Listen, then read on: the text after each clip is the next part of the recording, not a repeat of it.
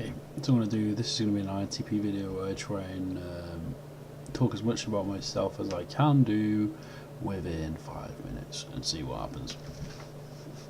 Let's see what I actually say about myself. So, I'm Chris, I'm 31 years old. I live with my parents at the minute in North England.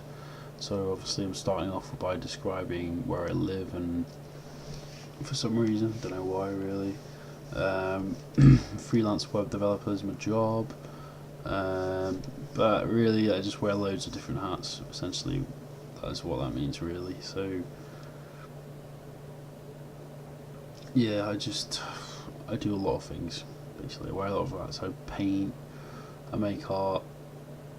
I have a very big kind of personal, weird kind of conflict between art, the tech stuff I do in the art, but that's kind of being resolved more now. Well, it's not really a conflict really, it's actually more of a, I just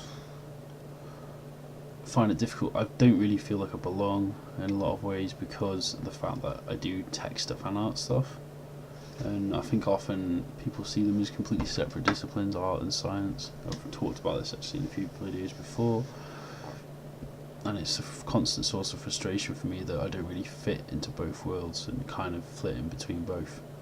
It's commonly what's known as being a polymath, I believe, which essentially relates to the idea of the Renaissance man in history, like Leonardo da Vinci, or just figures from the Renaissance who had lots of knowledge, had lots of skills, did lots of things. So I try and see that more as something to be proud of these days, but I definitely have self-confidence issues. I'm not very confident all the time. Don't know why. I'm pretty good looking, I'm pretty skilled at a lot of things, but what? There's no but really. I just am. But also I'm very aware of the fact that I don't want to be arrogant as well. I don't want to lord over people a lot with my intellect, which I've definitely done in moments of weakness, and I'm trying not to do that as much anymore. To be honest, I want to develop myself more. This has all been really mental kind of stuff, so I'm going to try and go into more objective things. So I studied computer science when I was at university, got a third, which is not a great classification, primarily because I had to learn all of TSL It's the Wasteland and then transform that into a multimedia project, so basically learning the world's the most complex program in the 20th century and then converting it into digital media.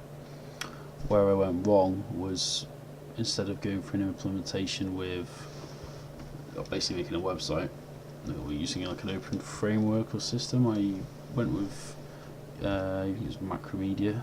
I think it was an old multimedia authoring program, but I went too ambitious with it basically. So instead of trying to make a I just went to it, but I tried to make it do everything. But I learned from that experience. Now, over 10 years, I've done. Actually, this is all work-based stuff. I've got 5 minutes. I've got to try and make.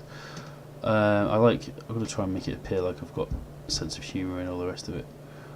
I've got a very base level sense of humour. Well, actually, not really. I like both. I've got a good sense of humour. I like. Everything from fart jokes to kind of like highbrow kind of like puns and satire and all the rest of it. I've got a big fan of science fiction. I'm a big fan of comedy films like Pineapple Express as well. I'm getting very tired talking about myself. I've got a lot of friends in different worlds. I relate well to most people most of the time. I'm very tolerant, I think. I try and be kind as much as I can be. I'm a humanist. Say I was a socialist in most forms of what that's understood to be in contemporary culture. Some favourite writers. It's a difficult question. Eric Davies, Terence McKenna. Favourite writers. Such a difficult question, and I should be able to answer it more effectively. And that's 5 minutes, so goodbye.